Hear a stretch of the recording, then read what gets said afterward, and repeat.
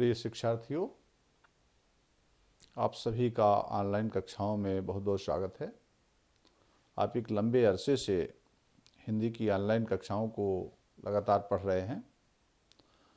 आपने सारे कोर्स को, कक्षा 12 के सारे कोर्स को सामान्य हिंदी के आपने धीरे धीरे पढ़ लिया है। अर्धवार्षिक परीक्षाएं भी लगभग संपन्न हो चुकी होंगी और अब इसके बाद हम लोग बोर्ड परीक्षाओं की ओर चलेंगे। इसलिए पाठ्यक्रम का एक बार पुनः अभ्यास हो और एक रिवीजन हो। इसलिए जो आपने अभी गद्य के जो पाठ पढ़े थे, तो पाठों के साथ में भी गद्यांशों पर चर्चा हुई है और पूरे पूरे पाठ पढ़ाए गए हैं, उनकी व्याख्याएं भी बताई गई हैं, प्रश्नों का निर्माण भी आप लोगों ने किया है, प्रश्नावली भी हम लोगों ने भेजी है। साथ साथ में ये है कि जो आपके गद्यांशों के जो पाठ के अंत में गद्यांश दिए हुए हैं, कुछ क्वेश्चन बैंक में गद्यांश दिए हुए हैं, उनमें हम कैसे प्रश्नों का चयन करें, कैसे प्रश्नों को छांटें, इन चीज़ों को हम लोगों ने अभी कुछ समय पहले किया है। छोटी छोटे उनकी वीडियो हम लोगों ने बनाई हैं, गद्यांशों की जो पाठ के अंत में दिए हुए हैं उनके प्रश्नों को भी किया है। 2 नंबर का एक प्रश्न होता है, इस प्रकार से गद्यांश में 10 नंबर का मैटर आपको मिल जाता है, तो आपने वो सीधा समझा है। अब उसी क्रम में हम लोग गद्य में ही जो जीवन परिचय का खंड है, कहते जीवन परिचय लिखना भी एक कला है और उस परीक्षा देना ही एक कला है।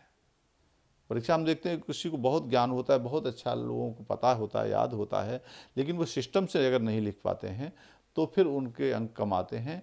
और जो थोड़ा सा कॉपी को थोड़ा व्यवस्थित सीरीज में और हर एक परिचय को, चरित्र चित्रण को, जिसको भी अगर आप बिंदुवार लिखते हैं उसमें कुछ छेपक डालते जाते हैं, कुछ उदाहरण डालते जाते हैं, तो जो बिंदुवार जो सीरियल से कोई चीज़ लिखी जाती है वो इफेक्टिव होती है और परीक्षक के मन पर अच्छा असर डालती है। अगर आपने सारा परिचय पूरा एक प्रकार से इकट्ठा करके लिख दिया है, उसमें से परीक्षक जन्म की तिथि छांट ले, रचनाएं छांट ले, मृत्यु तिथि छांट ले, परीक्षक तो खुद ही बहुत ये चाहता है कि हमको ऐसी कॉपी मिले जिसपे हर चीज़ को दिखाई देती चली जाए, फटाफट चेक करता चला जाए।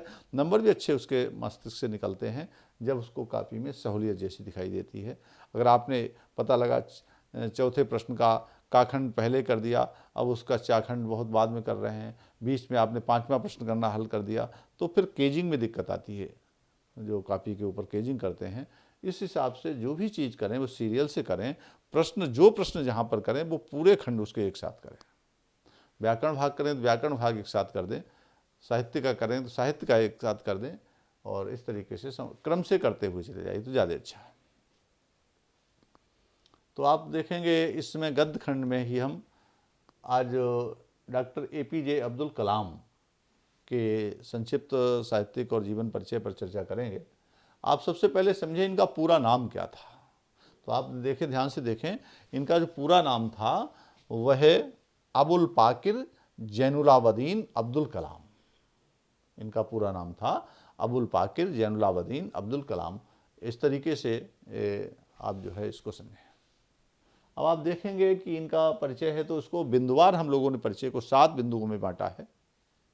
प्रत्येक गद्य के लेखक के परिचय को 7 बिंदुओं में कहते हैं। जन्म की तिथि, स्थान, शिक्षा एवं कार्य, फिर साहित्यिक सेवाएं, रचनाएं, भाषा, शैली, हिंदी साहित्य में स्थान, ऐसे 7 बिंदुओं में हम लोग इसको करते हैं।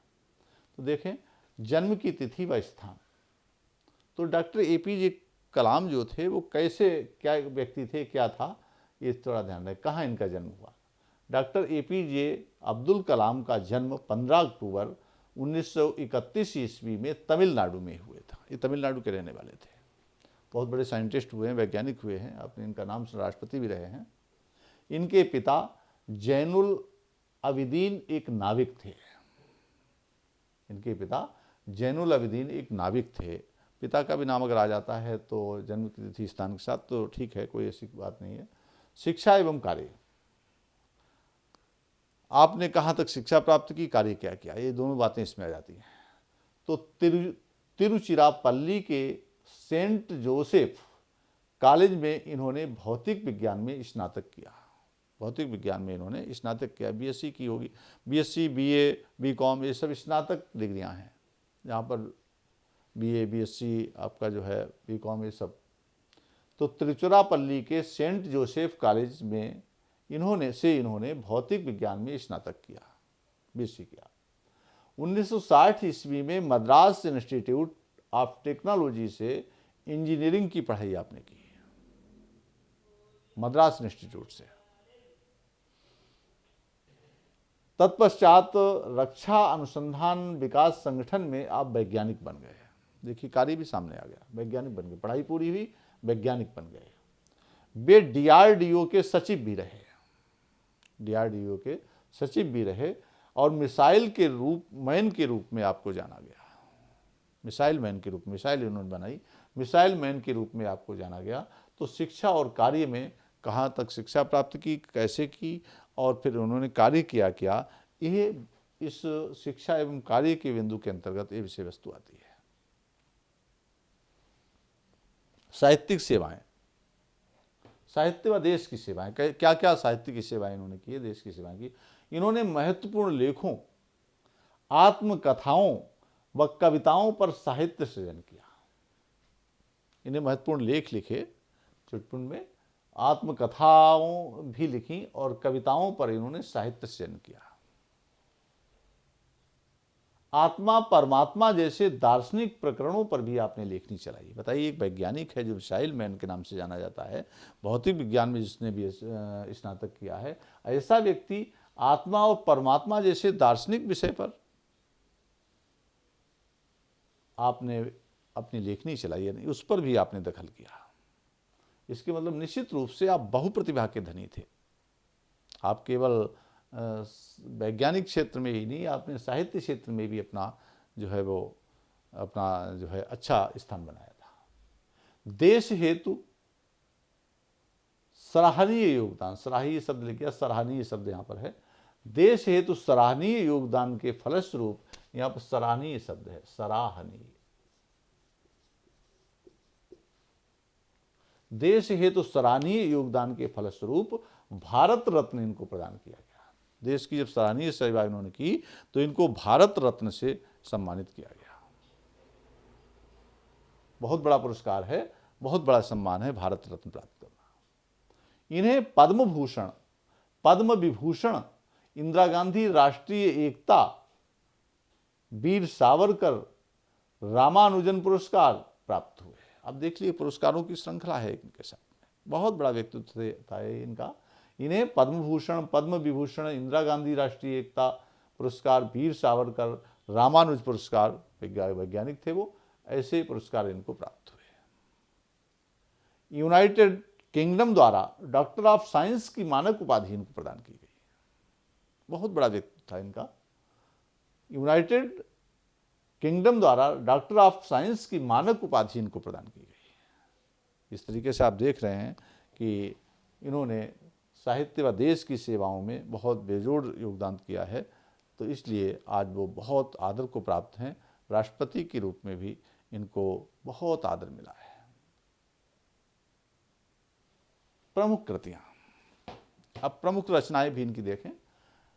विचारात्मक रचनाओं में देखें तो ये लिखा है इसमें, ignited minds unsealing the power within India. ये इनकी विचारात्मक रचनाएं हैं। Ignited minds unsealing the power within India, ये नाम है इसका। तो इंडिया माय ड्रीम, ऐसे इन्होंने रचनाएं लिखी हैं, विचारात्मक रचनाएं हैं। Ignited minds unsealing the power within India और इंडिया माय ड्रीम, ऐसे करके इन्होंने जो रचनाएं लिखी हैं ये विचारात्मक रचनाएं हैं। ये प्रमुख रचनाएं हैं इनकी। आत्मकथात्मक रचनाएं हैं। Wings of fire, an autobiography of APJ Kalam. देखिए आप कितने नाम इनके टफ हैं। Wings of fire, an autobiography of APJ Kalam, ऐसे करके इन्होंने विचारात्मक रचना लिखी है। और इतना ही नहीं, साइंटिस्ट प्रेसिडेंट, साइंटिस्ट प्रेसिडेंट करके इन्होंने ये विचारात्मक रचना लिखी है। इसी क्रम में देखें अन्य रचनाओं में, इंडोमिटेबल स्पिरिट, रचना इन्होंने लिखी। India 2020 a vision for the new millennium, my journey आदि इन्होंने अन्य रचनाएं भी लिखी हैं। तो इन्होंने वैज्ञानिक क्षेत्र में होते हुए भी अनेक रचनाओं पर भी अपना बहुत ध्यान दिया, और देखा जाए तो सारा कुछ इन्होंने भारत की एक खोज जैसे विषय इन्होंने लिखे हैं। आत्मकथात्मक रचनाओं में देखिए और विचारात्मक रचनाओं में देखिए आप कितनी जो है वो ऐसा लगता है कि रचनाओं का नाम सुन करके ही एक ही विशेष रचना कोई होगी, ऐसा दिखाई दे रहा है।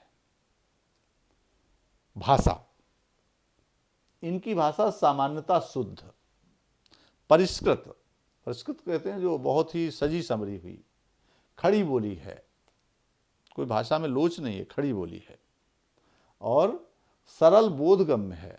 सरल है, बोधगम्य नहीं, समझने योग्य है। अंग्रेजी, तमिल व उर्दू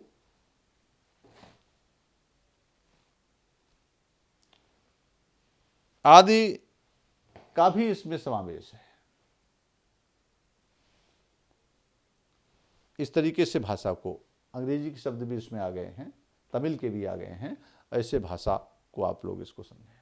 शैली, विचारात्मक, जिसको चिंतन परक कहते हैं। चिंतन तो वो करते ही रहते थे, बहुत विशेष चिंतक थे वो, कहीं विज्ञान पर, कहीं देश पर, ऐसे वो चिंतक थे, विचारक थे। तो विचारात्मक शैली, जिसको चिंतन परक शैली भी कह सकते हैं। आत्मकथात्मक, देखिए आत्मकथा लिखा है, आत्मकथात्मक रचनाएं लिखी हैं, तो आत्मकथात्मक शैली। भावात्मक शैली, अब दर्शन पर चले गए तो वहां पर भावात्मक शैली भी है कहीं कहीं पर। प्रश्नात्मक शैली, जब कोई संवाद करते हैं तो प्रश्न करते हैं, युवा, विशेष रूप से युवा छात्रों से मिला करते थे वो, उनसे प्रश्न श्रृंखला इनकी चलती थी। उद्धरण शैली, अनेक उदाहरण देकर बात को स्पष्ट करते थे। इनके साहित्य में इस प्रकार की अनेक शैलियों का समावेश आपको मिलेगा। डॉक्टर कलाम,